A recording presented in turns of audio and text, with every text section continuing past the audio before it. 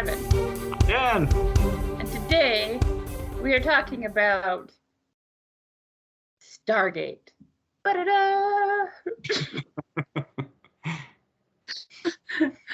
Yeah, forget all this modern stuff that's happening, Eternals, Shang-Chi, all of that. No, we're going back to 1994. It was a good year. James Spader was a babe. But before we get into it, Dan, did you like anything this week?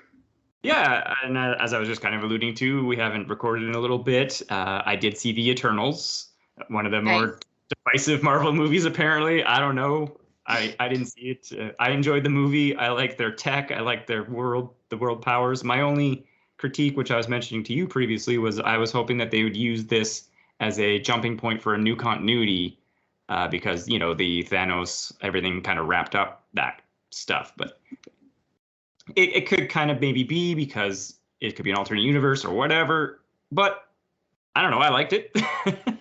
Cool. I want to see it. I just haven't. My October was very busy. We haven't recorded in a while because I was working 2 jobs and going to school. Exactly. I'm not. Because you also didn't get a chance to see No Time to Die, like we were talking about maybe doing. So anyway, next thing, the Wheel of Time Amazon show just started. It dropped 3 episodes to start with, which I thought was weird if they were doing a week to week, or I don't know what the plan is there, but first 3 are out. That's the Prime thing, because when they released Good Omens, they released the first 2 episodes and then they did the rest week to week. Oh, I didn't remember that. Okay, so anyway, I think there's 8 episodes in this first season, so I enjoyed them. See where it goes. And then Foundation wrapped up, which was Apple TV. That was 10 episodes based off of the Asimov books. I was kind of mixed on it in that, like, the Foundation novels, which I've read years ago, they take place in the future, essentially. But these novels, or the show, sorry, is taking back from the earlier materials, or sorry, maybe like extra materials he wrote about the actual fall of the Empire, whereas the Foundations is way after the fall of the Empire, let's just say, to make it all simple. Gotcha. But, I liked some of the cast, and like Jared Harris was in it, and he's really good. And Lee Pace, who was, like I said, he was the Guardians of the Galaxy Marvel villain, and he has that he was playing the Emperor. And so he had that, he was basically really good at just being like a regal bearing guy, delivering dialogue and just acting aloof. So yeah, I kind of liked his performance. And it was overall, I did enjoy it. It just was kind of odd. And it's just kind of hard to know, like same thing with the Wheel of Time. Like this is a big universe that it's just like, are they going to do the whole thing, or are they just going to drop this after like, who knows when, right? I think overall it was an enjoyable watch, and I thought there was some cool ideas, some really great tech, like the design and like the effects on like some of the tech was really cool. And then I'll just talk about, so talking about Foundation, I was like, you know what? I haven't read those in a long time, and I found a reading list of essentially like chronological start to end of the Foundation, which starts with iRobot and ends with like Foundation's End or whatever it's called. So I read iRobot, which I've read before, many years ago, but I haven't read the next 2, which are Caves of Steel and The Naked Sun, which continues essentially. This one's like a detective story with he gets a robotic partner and, the clash with that, but it's thousands of years beyond iRobot's time. So it just kind of all flows, some of the ideas, from there, transpose, and etc. So anyway, it was pretty cool. Cool. They're written in a different era, right? Like, it sounds like, I read 3 books, but they're all like 280-page count, pretty simple reads, right? Like, oh yeah. They're not the Wheel of Time. Did I read iRobot? I don't know. No, you know what? I always get iRobot and I Am Legend mixed up. I read I Am Legend.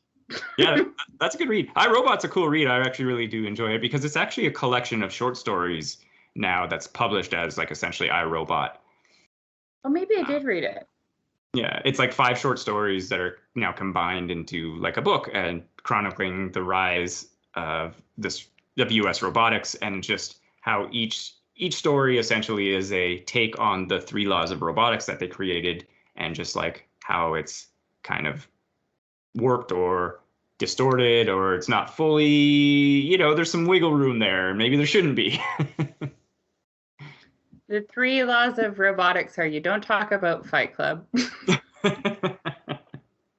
Sorry. But yeah, I think that's everything I was going to highlight. And what about yourself, Devin? Anything you want to highlight? Yeah, so let's talk about, first, I'm going to talk about a thing I did not like. Okay. I didn't like it so much that I didn't even give it a fucking chance. I watched the first 5 minutes of the live action Cowboy Bebop. Wow, so you didn't even make a whole episode. I couldn't. It was so flat. It got it's so strange because it got okay. The best way to describe it is that it was like AI took all the elements of the anime and plugged it in to a live action, but it totally missed all the personality of the anime. Right. And it might have been because I had just rewatched like the first couple episodes of the anime before I watched the first 5 minutes of the first episode of the live action. Yeah, that'll taint it for sure. It felt so flat. Like the fight choreography was so boring. It opens with a fight scene and it is so boring. I'm like, I need to be stoned or something to enjoy this because I can't watch this.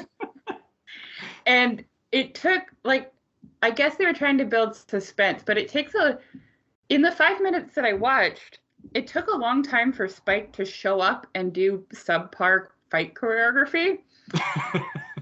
And it was the stuff leading up to him showing up was so boring. It should have been exciting. There were gangsters with hostages and weapons, and it should have grabbed my attention. But it was not good. It was so beige. The background was so beige. It was supposed to be a casino, and it was like an old folks' home casino or something. It was filmed in Mexico yellow. Yeah. And then Spike shows up, and his costume is great. The actor looks like Spike, but they got the fight choreography so bad. Like part of Spike's charm in the anime is that he kind of has a casual loosey-goosey fighting style. Like sometimes he's got his hands in his pockets.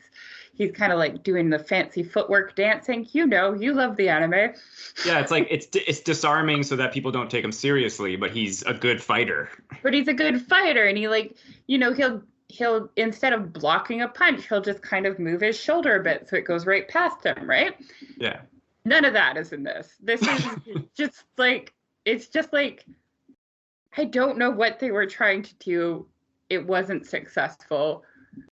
They should have, I don't know how to fix it. I was really looking forward to it because the trailer was basically the opening credits, which looked exactly like the anime opening credits. Which are quite exciting. Yeah, the execution of the first 5 minutes was terrible and turned me off. And this is a very petty thing for me to get upset about. But they do quite a few close-ups on Spike's eye, and you can very clearly see the outline of his contact lens. Oh, really? And it drives me fucking nuts. Why would you wear contact lens? Blur that fucking shit out. That's my little rant on Cowboy Bebop.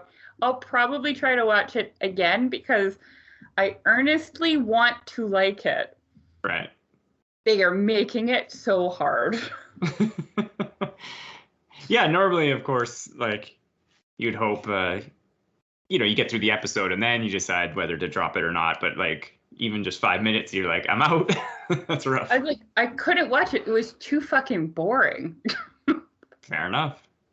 It would have, like, you know, you can make something boring look interesting with good cinematography and interesting music and lighting and stuff. Like, you could Sure. have like just a shot of a window, but like if you have ominous lighting or something, it can generate like some sort of emotional response.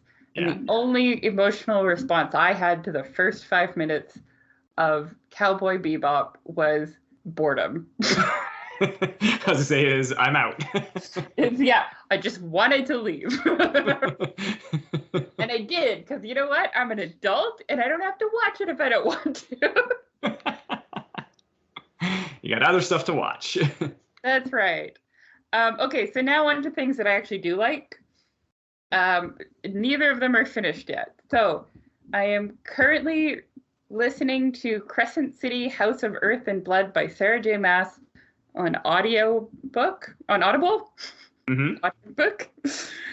It's like an urban fantasy, and I'm enjoying it because I enjoy Sarah J. Maas, and she has very good little pockets of writing. But it's also a very long book. It's 29 hours to listen to the whole thing. Nice. That's like Wheel of Time length. Yeah. And it's the start of a series, and there's only one way to describe this, and it's like she's been playing a D&D campaign for the past 10 years, and she's trying to explain all the lore that is involved with it. Right, you were telling me a bit about this. Yeah, I am now like 10 hours into the book, and she's still doing establishing world building, like world building at this point. 10 hours into the book, she's still explaining how the hierarchy of the city works, and I'm just like, okay, listen, lady.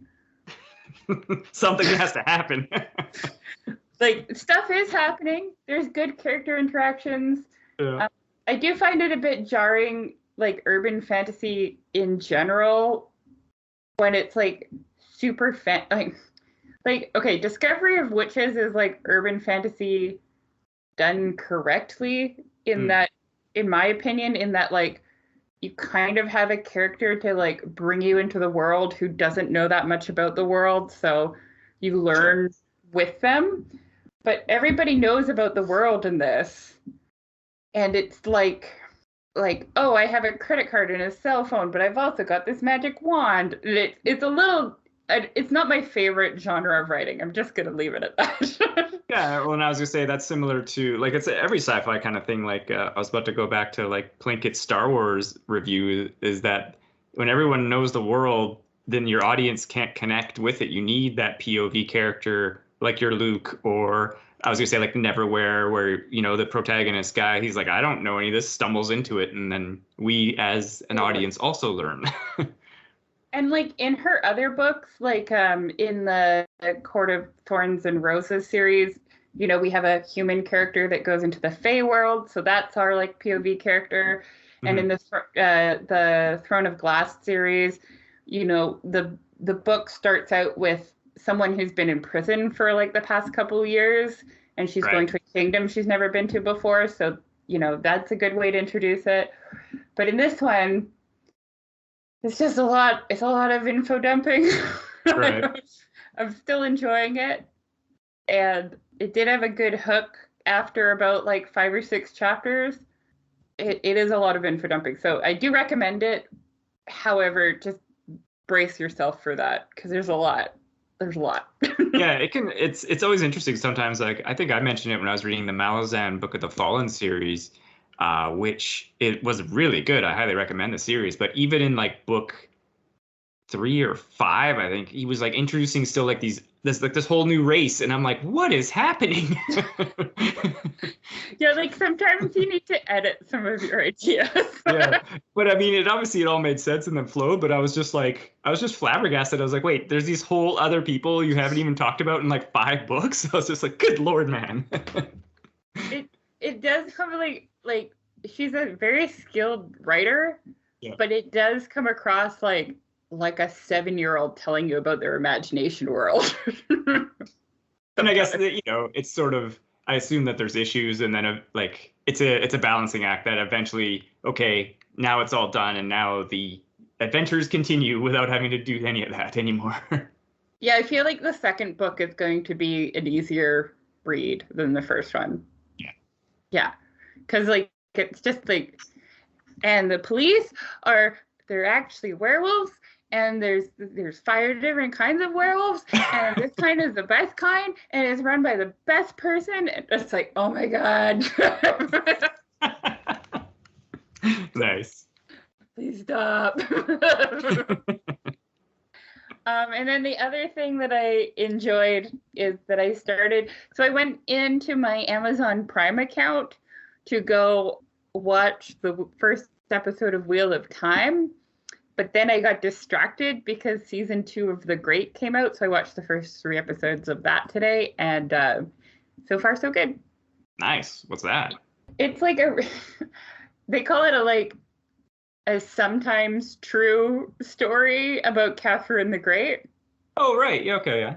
And it's starring, is it Elle Fanning? And I can never remember his name, but he played Beast in the new X-Men. Nicholas Hoult. Yeah, he plays the Emperor Peter, and she plays Catherine the Great. And it's a kind of about her, because he's in power. Being great. Yeah. Yeah, he's in power, and then she kind of like does a coup, and he like because he sucks. Abdicates the throne to her, basically. But it's really worth watching. It's very funny. It's done by the same guy that did The Favorite, which was a great movie, but it's a little bit more comedic than that. Oh, interesting. And I was gonna say, did you listen to? Because you're wrong about they did an episode about Catherine the Great. Oh no, I haven't listened. I've been listening to my 29-hour book, Dan. Right. Okay, fair enough. They recently did an episode about Catherine the Great, which was quite interesting. Oh, that's cool. I'll have to check that out. Yeah. Yeah, because you know what happened is that I was like, my Audible payment came out. I'm like, I should get rid of this. And then I looked and I'm like, oh, I have a bunch of books I actually wanted to read on here, so maybe I should listen to them. Yeah, you're like, I'll take advantage then. I'll finally finish the Dresden book that I got ages ago. The last one. Yeah. That's on there. And I have volume 2 of The Sandman on there that I'm going to have to listen to because volume 1 was very good. Volume 2's already out? Yeah, it just came out. Oh, nice. Yeah. So I gotta listen to that because that's got James McAvoy and others. Yeah, no, it's got quite the cast for the audio version. I myself, I haven't listened to it yet, but I'm highly looking forward to it. Volume 1 was really good. I totally recommend listening to that. Yeah. Cool. Yeah.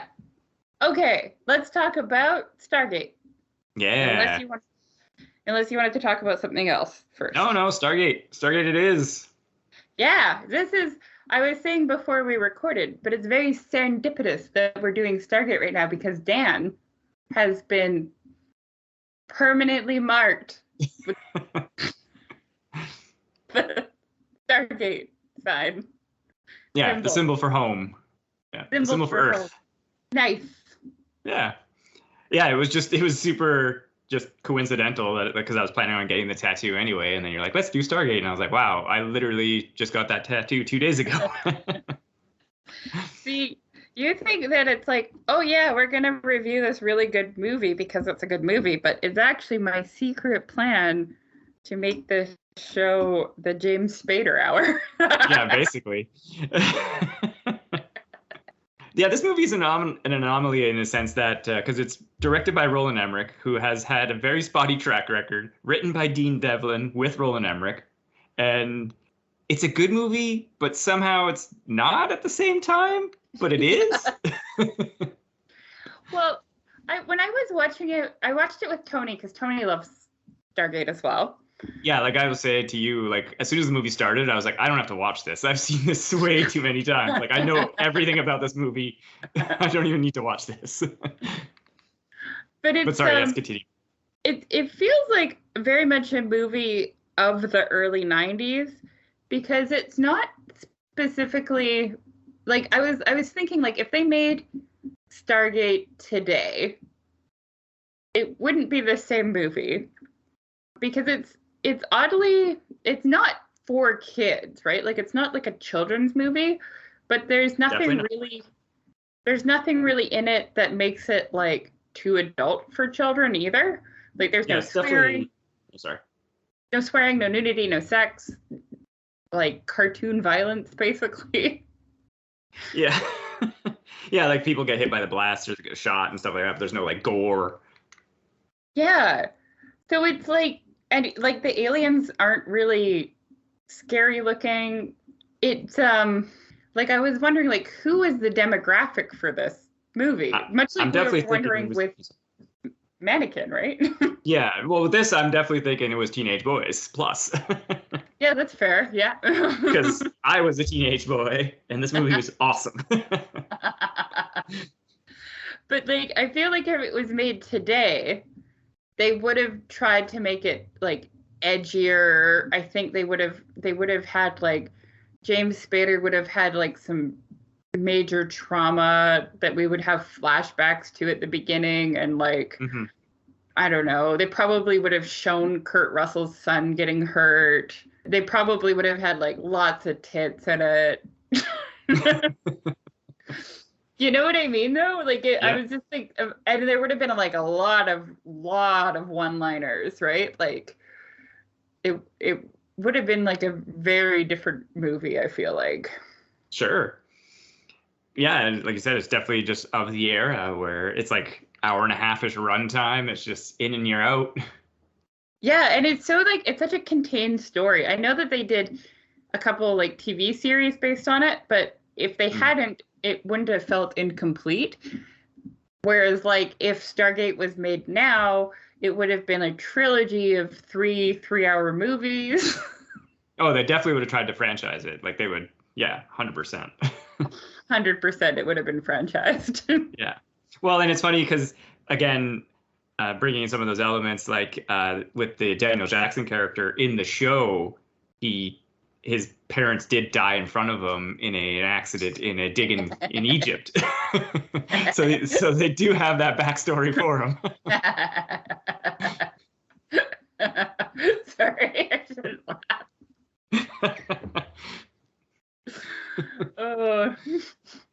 But yeah, it's such an interesting movie in that, yeah, like Kurt Russell's in it, who is of course always awesome, and then James Spader in it, and he is super awesome in this movie as well. And I have some, IMDb trivia here. Apparently, in a couple different interviews, he was just kind of like, I thought the movie was going to be terrible and the script was crap, but as a guy, I'm an actor, it's my job. I just needed some money, so I did the job. And he's just like, yeah, but he's like super good in it. Oh, he's great at it. He's great. It's very funny going from like Blacklist, where he's like this super criminal mastermind who like plans everything 20 million steps in advance and always knows what people's doing and like has so much confidence, to watching him as like a nerd. Yeah, manic scientist guy. Yeah, but it is funny too though, because like a lot of his facial expressions and mannerisms are the same. Right. Like I feel like that's just how James Spader is. So he just showed up. Sure. Well, and also with the Kurt Russell, it was interesting. They were saying that he didn't want to do the movie either. He was like, no, this is going to be really bad. And then they continuously like made the offer better and etc. And then they found out that he was actually reading the first draft of the script, which the writers were like, that first draft was terrible. Oh, no. Yeah. So he was, the script they eventually shot was the one we got to see. And it was obviously better since the movie is pretty good. Yeah, it was a strange little enjoyable movie. Yeah, it became a surprise hit that year as well. And I was reading again, something that was kind of interesting was that the movie tested with audiences just terribly. And oh, yeah. Yeah, one of the producers, I guess it wasn't clear, but they weren't subtitling all of the Egyptian dialogue with Ra. Oh. And so people didn't understand what was happening, unsurprisingly. So they subtitled it, and then the movie started testing really well. That is such a strange oversight to have, because a lot of the movie is very like formulaic for the time, like the way that the beats hit, like opening with like Egypt in the 20s, introducing the main character. He's in a low point. He's at a low point, getting him to the action, getting him, you know what I mean? Like it's very like they're not reinventing the wheel with storytelling at all. And I would think that it should be pretty obvious that if you have a character speaking another language, you need to interpret it for the audience. Well, multiple characters, of course, because much of the dialogue is in an ancient Egyptian form. I did feel like it was kind of cool that they kind of started showing the subtitles after Daniel started to understand what they were saying. Yeah, absolutely. So that I thought was a cool and interesting move. Yeah. But like to not have it at all, bad call. Because you know what? Daniel is our POV character. He is.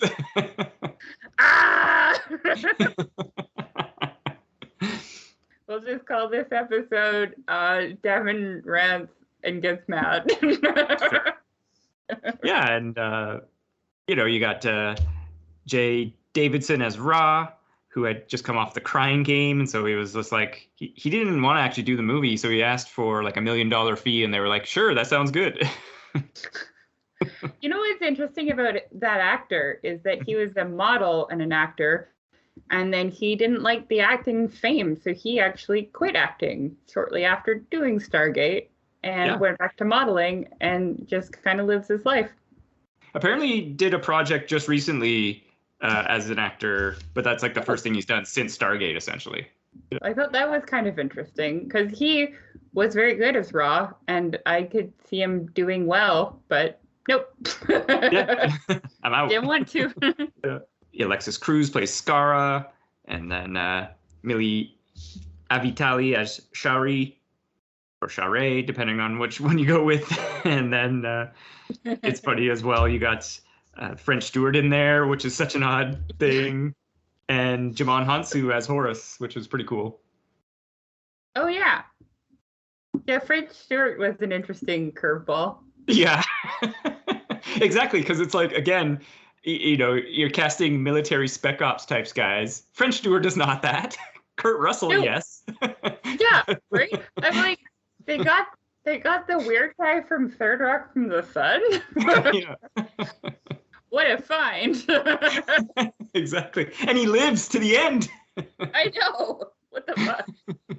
But yeah, I guess we should cover the story for people who haven't seen the movie and have no intention to. Sure, yeah. Talk a little bit about it for sure. So it opens in Egypt in the 20s. Sorry. You know what? I know that it came afterwards, but this movie gave me, like when I was watching the first 10 to 15 minutes, I'm like, this feels very much like the Da Vinci Code for some reason. Oh, really? Yeah, I don't know why. But anyways, so we open in the 20s in Egypt. We have just discovered a crazy piece of stone and the Stargate, and it's a dad and his daughter. And then the daughter sees a random artifact and just picks it up. Just straight colonialism. Oh, this is mine now. Yeah, she's British. She yep. has a necklace and she takes it. Also, I'm pretty sure I was reading there is no such thing as the Eye of Ra. It's actually the Eye of Horus. Classic. They made a mistake like right away. You know what, Dan? We don't need to have accuracy in our films. But it's like, it's about Egypt mythology. It's like you could easily look that in a book. This was a time before Google. Google wouldn't be around for another 4 years. I know. I'm just saying that you could pick up an Egyptology book.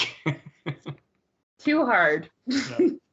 if you're at home, you've got your typewriter or maybe like a Tandy computer. You can't go to the library. That's so far. Yeah, that's true.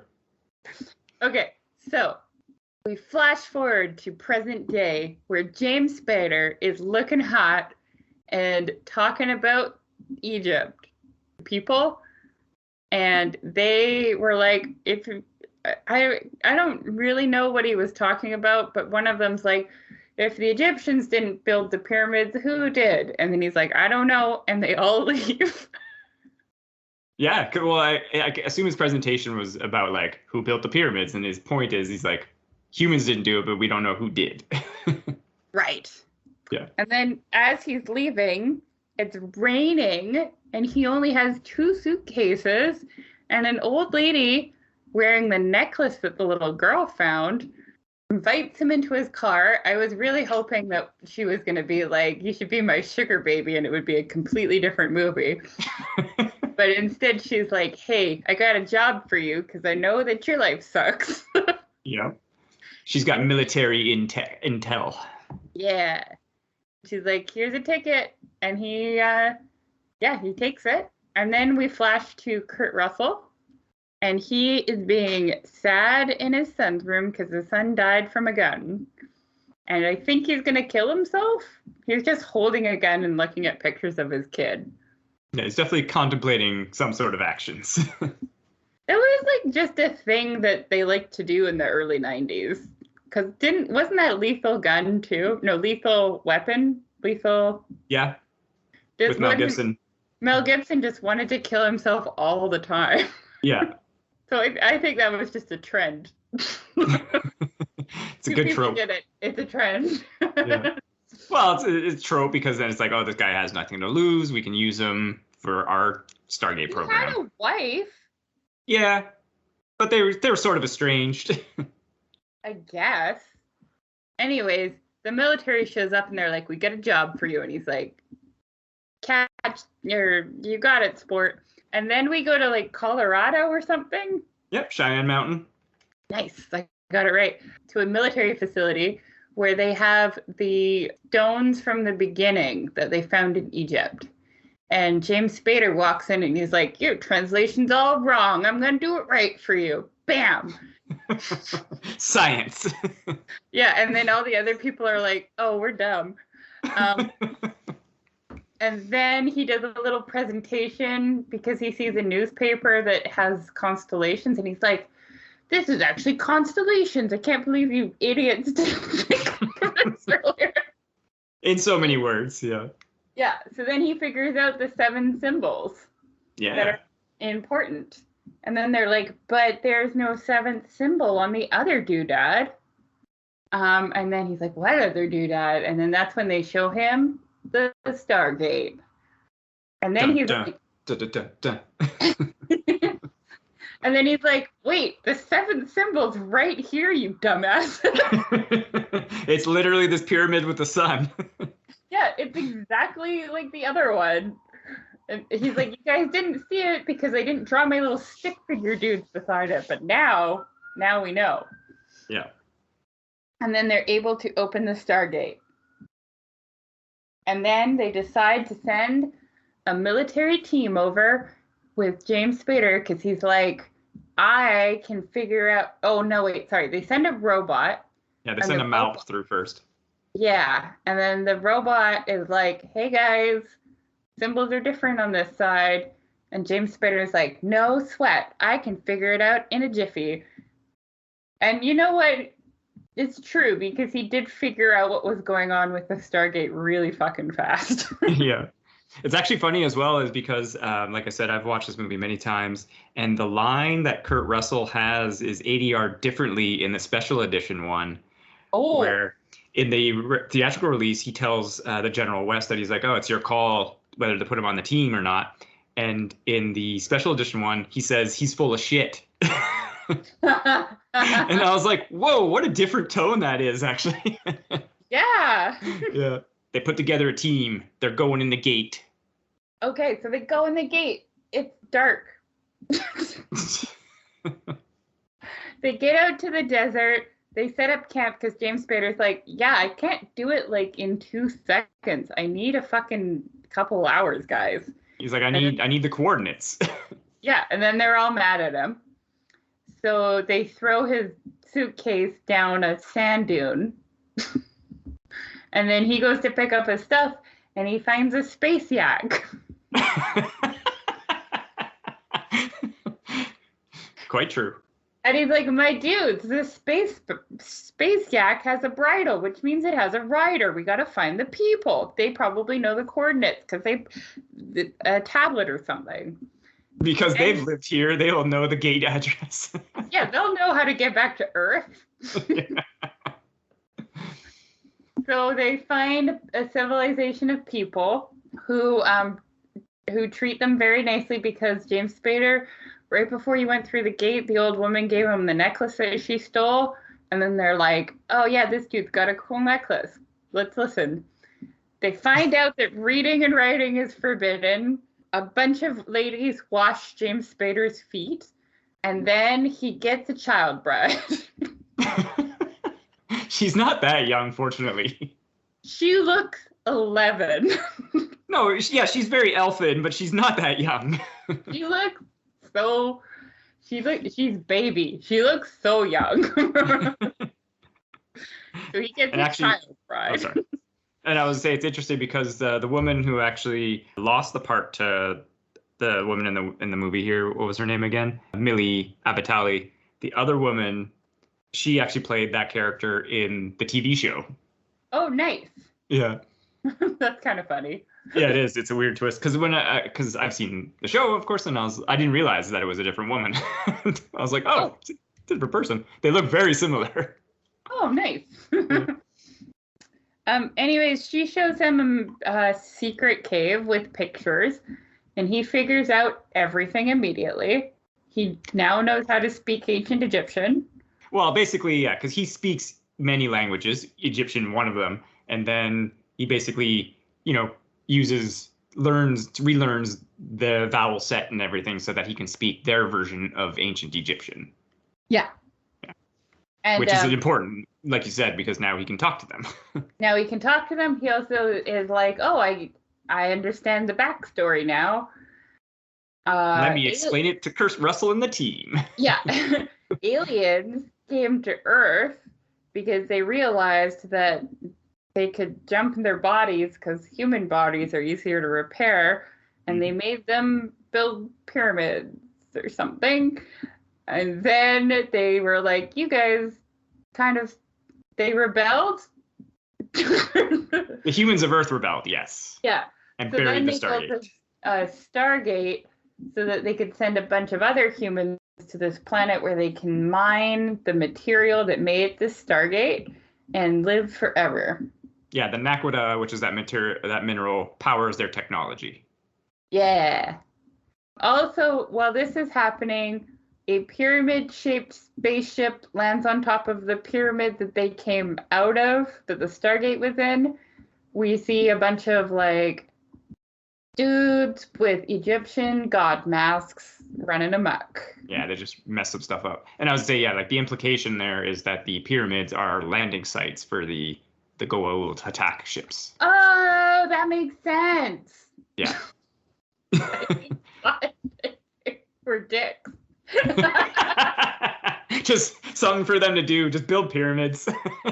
Fucking build some pyramids. Yeah. You gotta do something. Build a fucking pyramid, I guess. Yeah. So and then Earth was where the humans came from that then spread throughout the galaxy. Like Devin was saying, they brought them to Abydos through the gate from Earth, right? So Earth was the first planet where humans came from. And then they forbid reading and writing so that they couldn't rebel. Yeah. And also Kurt Russell teaches a kid how to smoke. Important lessons. Yeah, the kid doesn't take up smoking though. He smokes a little bit and then he coughs, and so he gives it up. So good for him. Yeah, that's it's a good 90s lesson there, right? Don't smoke, kids. Smoking's not cool. Actually, I think after that, Kurt Russell puts out his cigarette and he doesn't light up for the rest of the movie. Yeah, because he's like, oh, you're right, it's a bad habit. Yeah. So that kid saved his life. Okay. I am fuzzy now. What happened? So they found the stuff. Yeah, so then they go back to the pyramid after the ship has landed on it. They see the ship and they're like, oh man, they go in. Sorry. They're still missing one symbol too. Yes, they find 6 symbols, not 7. That's right. Okay, so then they go back to the pyramid. They get wrecked. They get wrecked. The alien god. Well, before that, sorry, important note. They go down, Kurt Russell and James Spader go down to the gate, and Kurt Russell's like, oh, cover me. I'm going to set off this bomb. He doesn't tell him he has a bomb. He's like, I'm going to do something here. And he had a nuke that he was going to set off. Oh, yeah. Because that was his whole purpose of going with them, is that he was going to stay behind and nuke the planet. Yeah. And the gate. Yes. But the bomb is gone, been stolen by Ra. No. So they go up, they chat with Ra. The military dudes get their asses handed to them. But James Spader, Ra's like, you seem cool. And he's like, I am. Look at my fancy necklace. He actually gets shot in a scuffle before that. Oh, yeah, he does get shot. And then he takes a special bath that heals him. Yeah, he gets put into the sarcophagus, which is also what keeps the Goa'uld alive. Yeah. And then they have a chat. And then the dude's like, I don't want these people to uprise. So what we're going to do is you're going to have to kill your friends in front of them. And James Spader's like, oh, that's not cool. And he's like, also, I'm going to send that bomb back to Earth. And I'm gonna make it even better with my shit, and then it's gonna blow up like 10 million Earths. Yeah, using the Naquadah, it'll be more powerful. Although, interestingly, I mean, I'm not a nuclear physicist here with the bombs, because the gates in Cheyenne Mountain, it'd probably just collapse the mountain on it, and it would actually, it would collapse the mountain, but it wouldn't do as much damage as he's probably hoping anyway. I don't know, Dan. I think the alien knows more about nukes than you do. Fair enough. I'm not saying it wouldn't be bad. I'm just saying, that's probably what would happen. I did find that the threat that he gave James Spader was kind of funny, because James Spader is like, what if I don't kill my friends in front of these people? And he's like, I'll just make sure that anyone you've ever loved dies. And no, he says anyone who's ever seen you is going to die. Right. But so the implication is the entire civilization. Oh, okay. Like he'll kill everyone in that town, all of those, like everybody, because they all saw him, right? So. Gotcha. See, here I was thinking, I'm like, I thought he meant the people back on Earth, and I'm like, aren't you blowing up Earth? Like, they're going to die either way, you dick. I'm going to doubly kill them. I'm going to kill him twice. I'm going to kill them and bring him back to life, and then kill him again. So the threat is everybody on the planet as well. So James Spader goes to, do some damage, and then he notices that the kids all have guns, and he's like, cool, rebellion. And they get away! Yeah. When they get away, a few things happen. First, Kurt Russell is very ungrateful to the children for saving his life. He's got a point. Kids with guns. I don't know, Dad. They saved his life. Untrained. He could be a little bit nicer. They're very untrained with firearms. And then also James Spader sees a kid drawing on the wall, and he's like, oh, that's it. That's the 7th symbol. Thanks, guys. Yeah. He learns that his child bride is his wife, because he didn't know up to that point. And then I think they have sex. It's implied. They kiss and the camera pans away. Yeah. So they have sex. Gross. She's not that young. She's like 10. No, but also it is gross. Okay, listen. I'm not saying, I would totally have sex with James Spader in that movie, or at any point in his adult life. That is not the issue. The issue is that there's a huge power like unbalance because she is very sheltered and uneducated and probably 11, and he's like 30 and has lived an entire full life. Yeah, I'm not disagreeing with on that part. I'm just saying she's not She's underage. She looks underage. Sure, I won't disagree with you there. She has very elfy like features. A child. She's 22 in this movie, Devin. I looked it up. James Spader is just like, yeah, cool, child bride.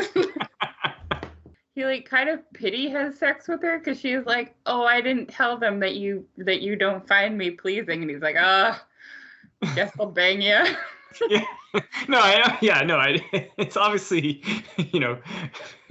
very gross in many ways, but I'm just saying not in that way. In so many ways, it's very gross. Anyways, back to the story. Yeah, time to rebel. Yeah, so they do a plan, and they sneak in and they kill a bunch of aliens. Kurt Russell is like, I'm gonna arm this bomb to go off, but like after you guys go back home. Yeah, he's like, you got 7 minutes to do the gate. You guys 7 minutes in heaven. And I'll stay behind and make sure the bomb goes off. Plan. Yeah. Sacrifice play.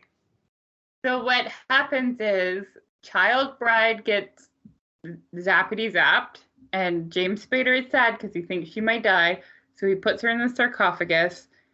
Some conflict happens outside, but then all the adults show up to help the children soldiers.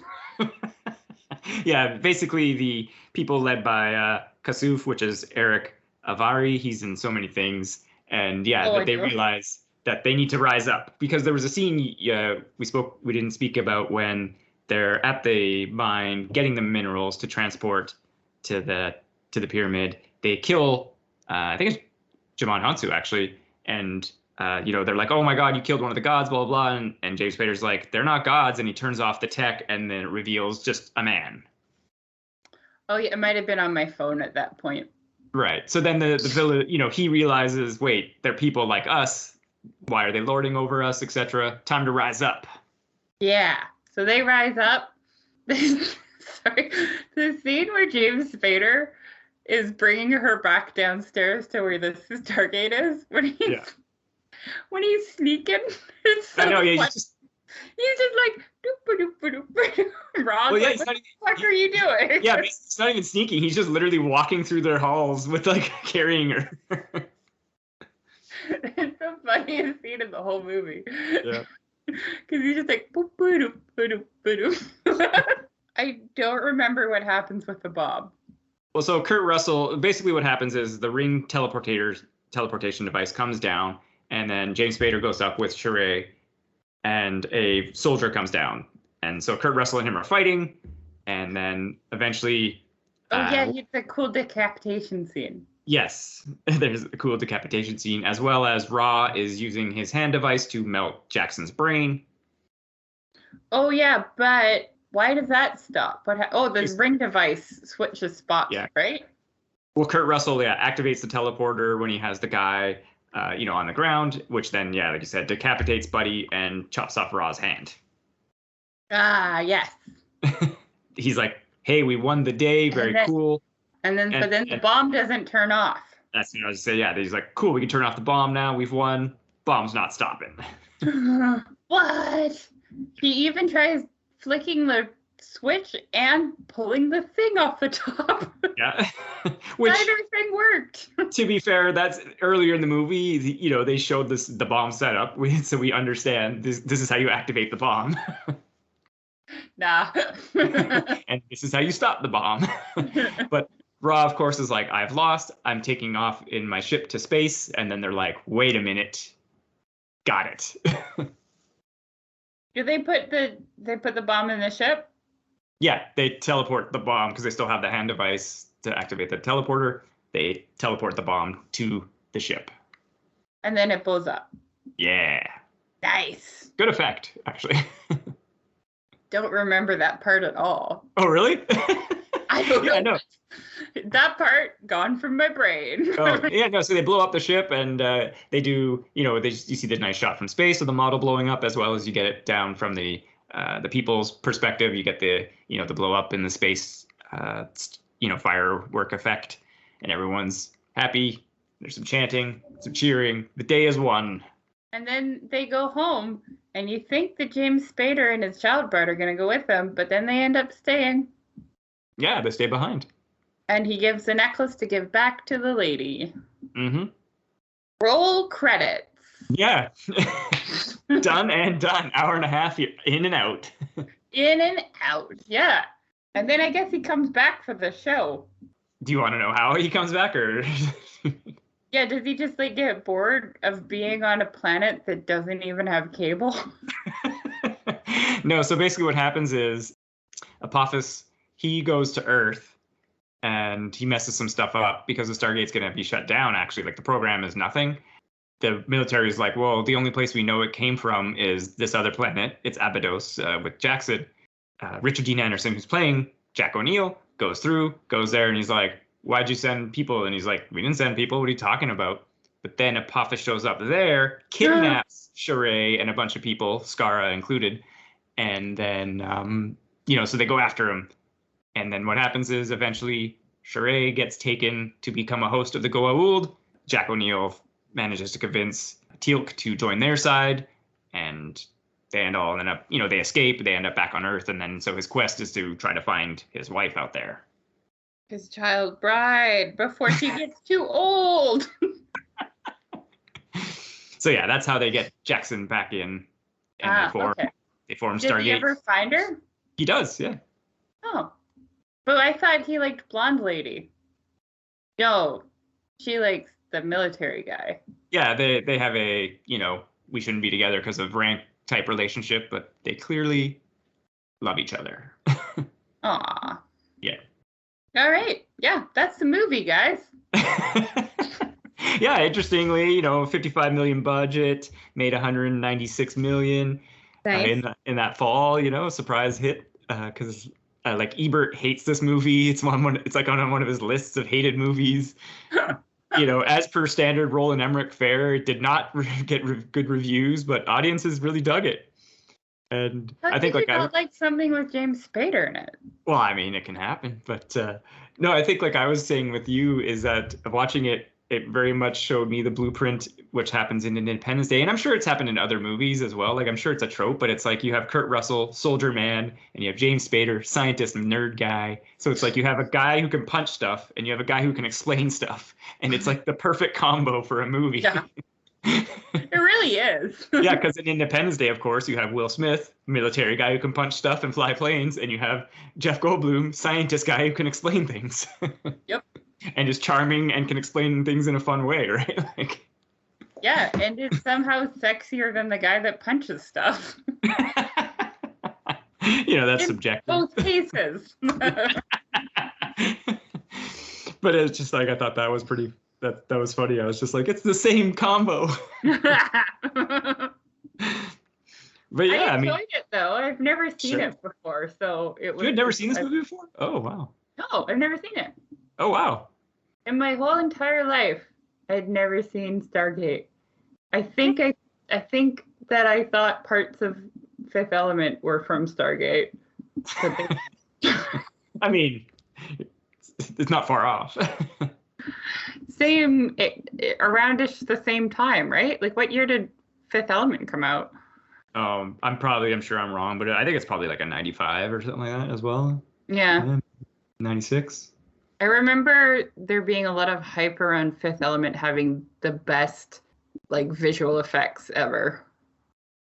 It has some pretty good ones. I think it was actually one of the few movies that I've seen on a Blu-ray, and I was at my friend's house and we were watching it, and the scene where she jumps out over the city, to escape, that shot in Blu-ray really actually kind of blew my mind. I was like, this is amazing. Like the colors and like the vivid and the crispness of the image. And it was just that one shot. The rest of the movie looked fine. But I was like, this shot right here, I was like, wow.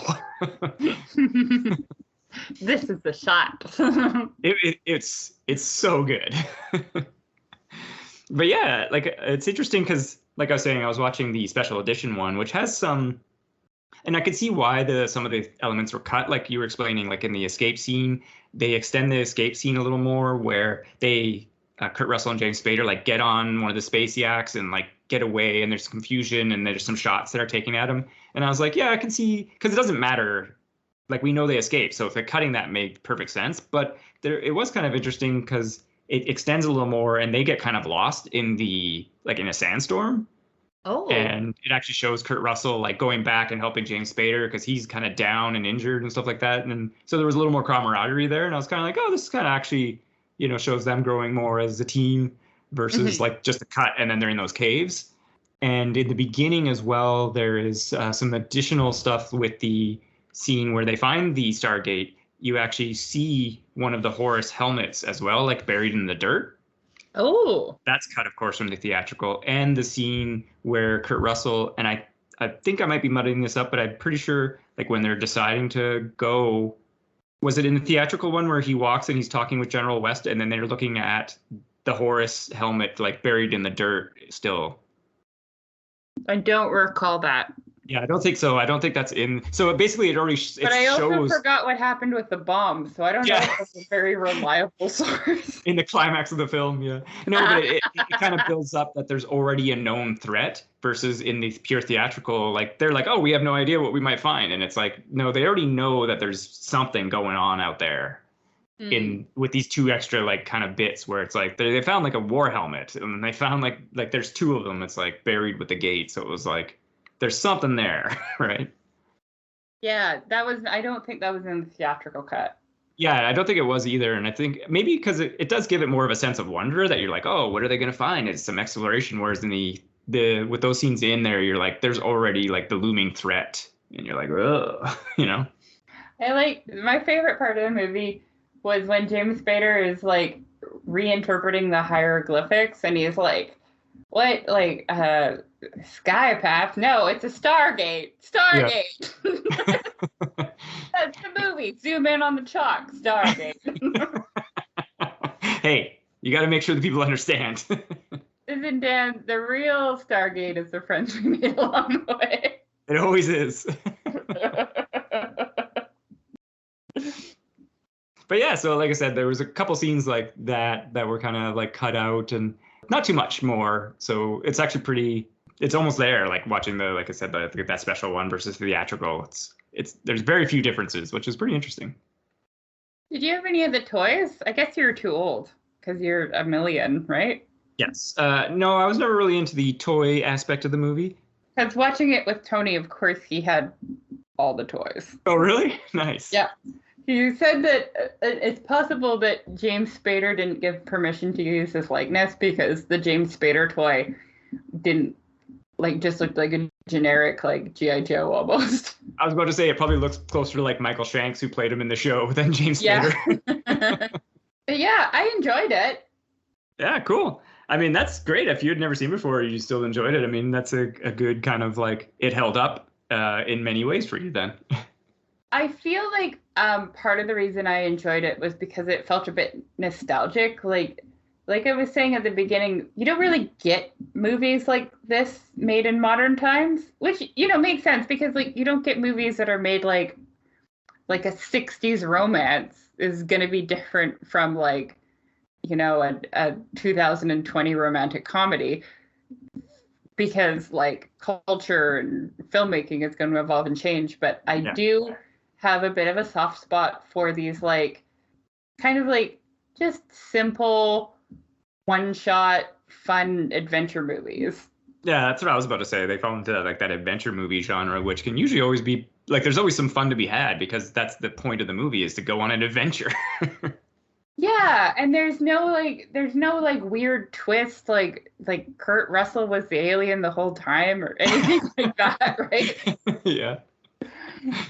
It's just like a really straightforward, fun adventure. And I think that I'm just a little bit nostalgic for when movies were like that. So I enjoyed it for that reason. I don't know if it came out exactly as is today. I don't know how I'd feel about it in the theaters. Like I think I would feel like it was more like a made-for-TV movie than the theatrical release. Sure. If it came out exactly the same way today. But I do enjoy the nostalgia of kind of, I guess, less complex, more fun filmmaking. Sure. And for me, what's interesting is, like I was saying, is that I didn't know till maybe a few years ago that it was made by Roland Emmerich. And I was like, wait, that guy made Stargate? Because I was like, Stargate makes sense. It's like actual competent movie. I was like, yeah. That guy, he does not make competent movies, generally speaking. Like, you could argue about Independence Day back or forth, but it's just like, I was like, he made Stargate? He did have help with the screenplay. No, but that guy, Dean Devlin, worked with Roland Emmerich on things like Independence Day and Godzilla and like, yeah, and like Geostorm and whatever, that kind of crap. But I'm just like, these guys made this movie? That's interesting. Yeah, no, like I said, it was something I didn't realize or know till very recently where I'm like, wow. Because yeah, I also enjoy the movie and I think it's a good watch. Nice, like I said, hour and a half in, and it's just like you said, you got some Kurt Russell fighting some dudes, you got some weird planetoid stuff. It's got a fun, sort of exploration of a alternate Egypt culture, which is also fun. The Egyptian gods were aliens. That's a perfectly normal theory, right? And then, like I said, of course, they jump off that eventually with the show, and that's what the show, like the major villains of the show are Egyptian gods and like Greek gods and gods from myth, because they're all like, yeah, they were aliens, yo. Oh, that's kind of cool. Yeah, basically, it's just like they, when they're like, okay, Apophis is the. When they fight the Greek gods, do they end up on Xena's planet? They do not, but they end up on planets that are similarly like themed, right? Like they go to somewhere that worships, Athena, for example, and it's marble columns and etc. Right? Like, that's kind of fun. Yeah, that's what made the show very interesting. And again, it came from a different era of television where they're just like, hey, they go to a planet. It's like Star Trek style writing. It's like they go to a planet, they find something, or, a nightmare scenario occurs. And it's just like, it's self-contained, one and done, right? Nice. With Stargate Atlantis, did you watch that? I've always wanted to watch Stargate Atlantis. I've never have. It's on my list to get into when I finish my rewatch of SG-1. Nice. Yeah. Like I was reading through some, behind the scenes stuff, some IMDb trivia, which I just thought some stuff was kind of interesting, like the glowing eye effect for Ra. That was actually added in post because test audiences didn't think he looked alienish enough, I guess. Oh. And then that glowing eye effect, of course, traveled into the show where it's like that's how you can identify someone who's been taken over by a Goa'uld. They had the glowing eye, which is always fun. The guy who did the score, I actually do enjoy the score. I've listened to it a lot. David Arnold, he was working at a clerk at a record store when someone. It's funny that you bring up the score because before the credits were even done, Mm-hmm. I was like, who did the score for this? It's very good. Yeah, no, it is a good score. Yeah. And he ended up doing Independence Day and Godzilla with them. And yeah, the score, like, again, it was used in the trailers and throughout the Stargate SG-1 show. Like, it's nice. Used a lot as well. So top-notch score, I think, as well. And so the yaks, the space yaks, were actual real horses with costumes over them. Oh, really? Yeah. I thought that was kind of fun. Yeah. Yeah, like they were like Clydesdale horses and they put big costumes on them. So well-trained animals, clearly. Nice. Yeah. There was this interesting story. I was totally unaware about this. Apparently, there was a high school teacher in 95. He sued them for copyright, saying that it was close to a manuscript that he had submitted. Oh. But basically, he only submitted it to Fox, who rejected it back in like 84. And this movie was made by MGM, so it was settled out of court apparently for some monetary value, and that guy eventually did publish the book. His name was Omar Zudhi. The book is called Egyptscape, that was apparently based off of his manuscript. But yeah, I don't know, because that kind of thing happens in Hollywood, of course, all the time. But yeah, I thought that was kind of. It happens all the time. That's how you get like. Sorry to rant for a second, but that's why you get like some years you'll have like 6 movies that are basically the same, like Volcano and Dante's Peak, because they shop around scripts, and then other people see them and they're like, oh, we can do this but better or whatever, or different or whatever. Like Ants, A Bug's Life, Deep Impact, Armageddon. There's always the classics. Twister and Twister's Revenge. Twister's Revenge. Oh, I do wish they made a sequel called Twister's Revenge. Maybe the sequel is Saw, because Carrie Ellis is in both of those, right? He got out of the tornado chase, he became a doctor, and then got sawed. And then got sawed. And the little Jigsaw, or whoever the guy is, was like, I know you were a bad dude. Look at all these fucking tornadoes you fucked up. You dick. I'm gonna get you to cut your own leg off. Yeah. It's the only way out. The only way out. Yeah, and then another one I thought that was kind of neat is the Corridor Crew. I did a breakdown on some of the visual effects in Stargate, notably the wormhole effect of the sploosh of the water coming out of the gate, and then in behind of the gate where that does the swirl. Yeah, I thought that looked great. It was great, and it's literally water filmed in a tank from like a below angle, and the sploosh out is just air being compressed into it. It's just whoosh, big air compression, and then the swirl is them swirling the water. Literally, he was the special effects supervisor. I should have wrote down his name. He was fired that day because they were like, "You're wasting your time. You got nothing," kind of thing. And he's just like, "Well, I guess I'll just mess around and do some stuff with this water." And then he showed them the test shots, and they're like, "Okay, you're rehired. Fine, you're back on the project." Nice. Yeah. It's funny because that looks so good, and then that probably high-tech stuff where they're like actually traveling through the gate looks like shit. Really? You didn't think the wormhole travel worked for you? Oh, I fucking hated it. I thought it looked so cheesy and cheap, and like I'm like, that just shouldn't be it. It should show them going in, and then it should show them coming out the other side. We didn't need like their weird, I don't know. Effect. Yeah. Yeah, that was stupid. Actually, I could see kind of almost like you're saying is like when they bring in James Spader there, and then he opens his eyes, and then they do that quick blur. Yeah.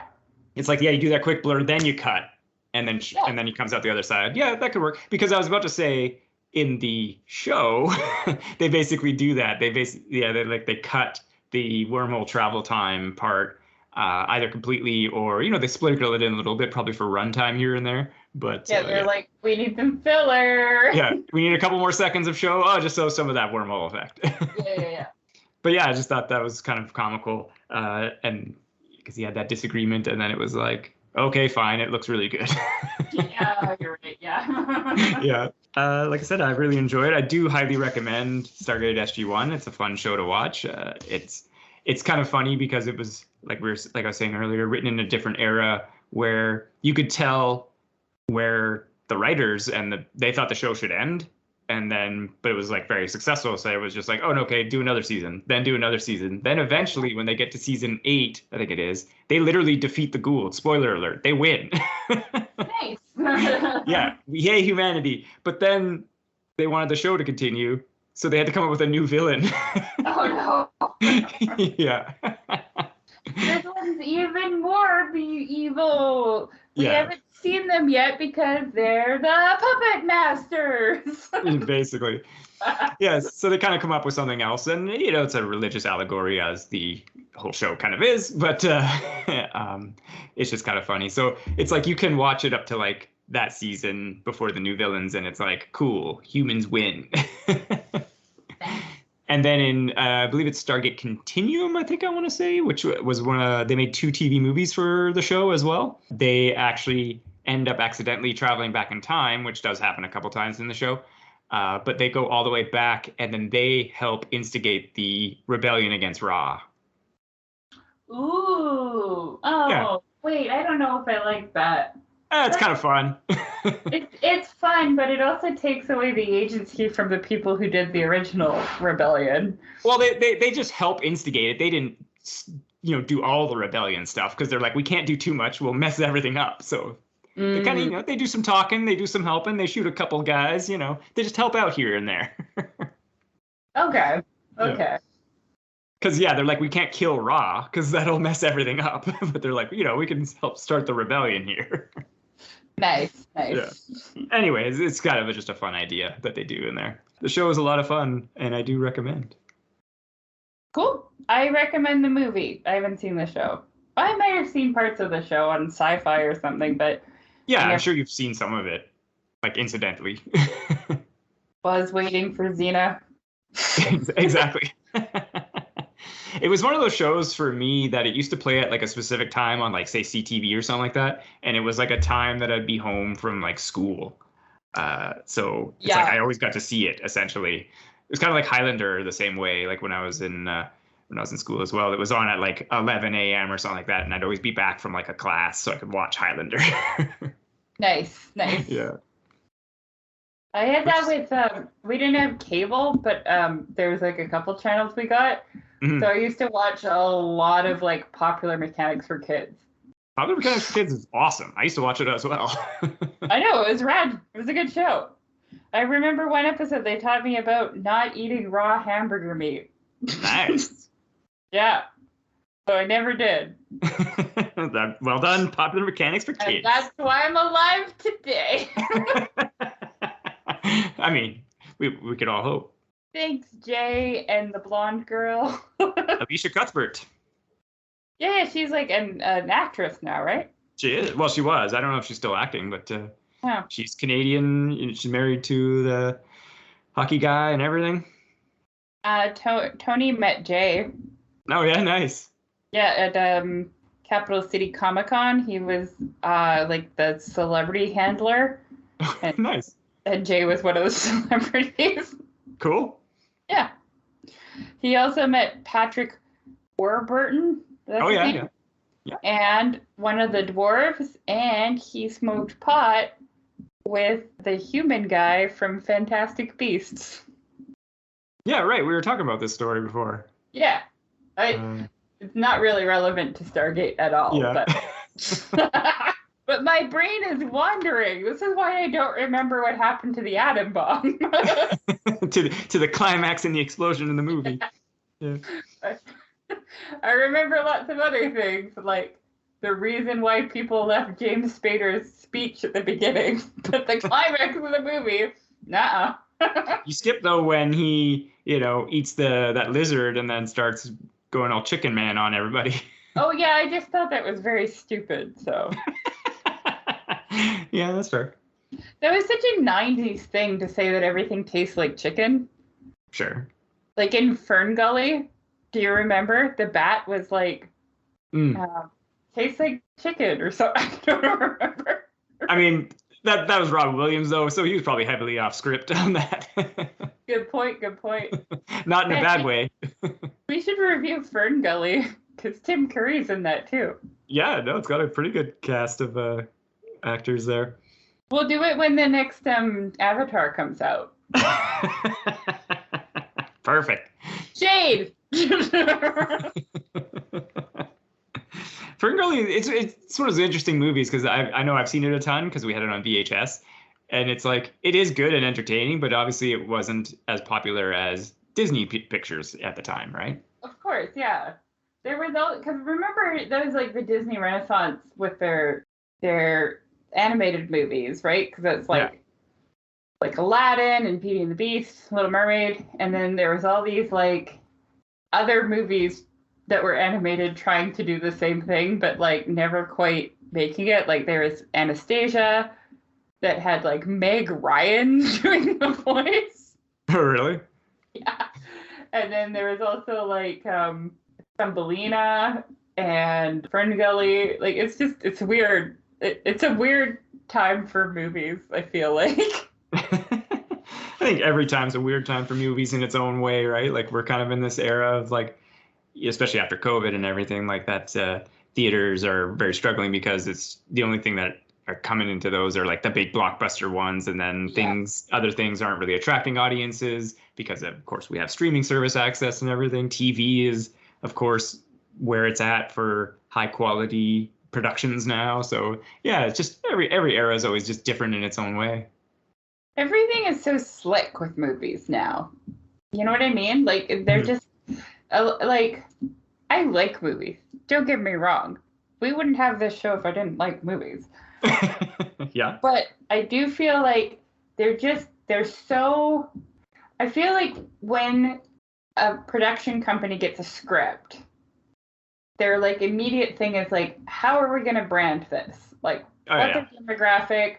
What's our branding? And then how do we advertise accordingly? And I feel like that wasn't as much of a thing in the 90s.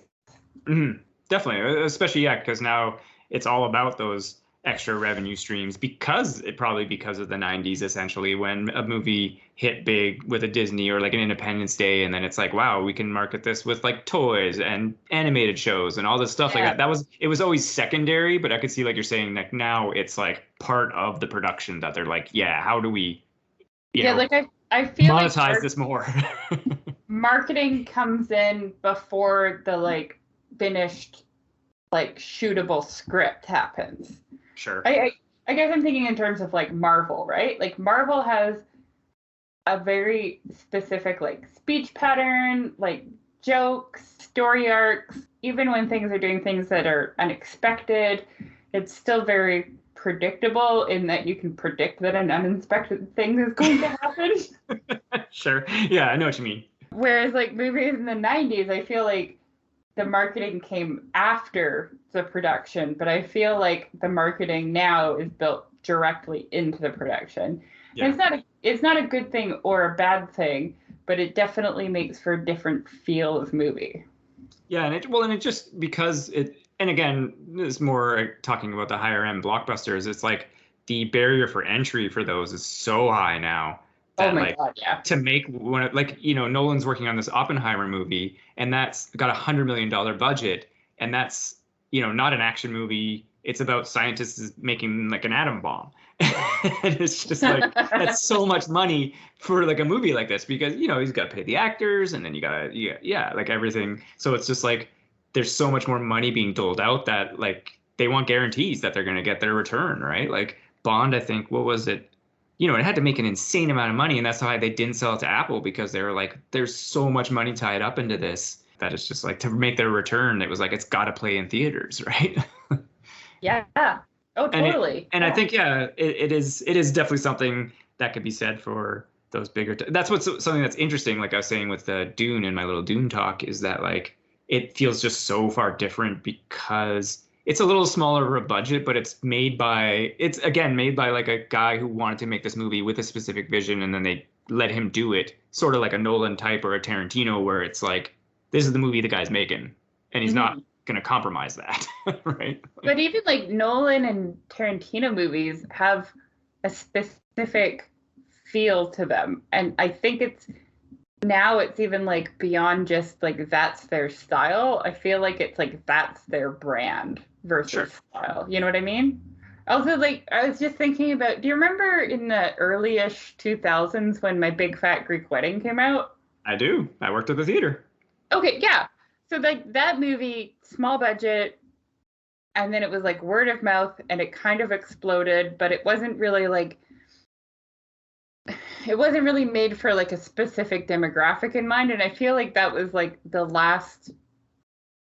of the last unbranded small movies that made it big. Yeah, I mean, like it hit really big. It did. It was crazy. And then they made a sequel and it was bad. Yeah. But yeah, like, I think like you said as well, and these days, like, it's crazy as well. Like, I don't know if it's out of theaters or not, but No Time to Die is already on like digital demand services. And like that movie just came out, right? Like, it's like, there's no... Yeah, I was surprised that the what's it called? The Marvel movie, not the Eternals, but the one that came out before. Yeah. Yeah, that's already on Disney Plus. I know, yeah. It's like they're not giving it the chance to be like, yeah, let it play in theaters. But again, I I assume because that's the deals with the theater companies and etc. Right? So it's all just weird right now. Yeah, it's very weird. I agree. Yeah. But anyway, Stargate from a different era, good fun. Agreed. Should we wrap up? I think so as well. Okay. Well, if you like us, you can follow us on social media. We're on only Instagram. Social media, specifically one media. Just one medium. Well, or YouTube, technically a social media. Oh yeah, I guess I don't think of it as that. Oh, anyways, you can find us on YouTube at Tome of Uselessness, or on Instagram at Tome of Uselessness, or you can go to our website, which is tomeofuselessness.com. You can email us. Guess what? Our email is tomeofuselessness@gmail.com. We would love to hear from you. We take requests. If we don't want to do them, we won't, but we're open to hearing what you want us to record about. You can also send us virtual high fives, which we will virtually high five you back. And am I forgetting anything? We're on podcast platforms to find other episodes and our site, but that's all out there. It's fine. If you type in our name, we'll show up. If you have a loved one who is like, man, I wish there was a podcast about Stargate, you can get this episode. Sure. Yeah. Download all our other episodes. And also, we love you and goodbye. Stay safe and thanks for listening. Bye.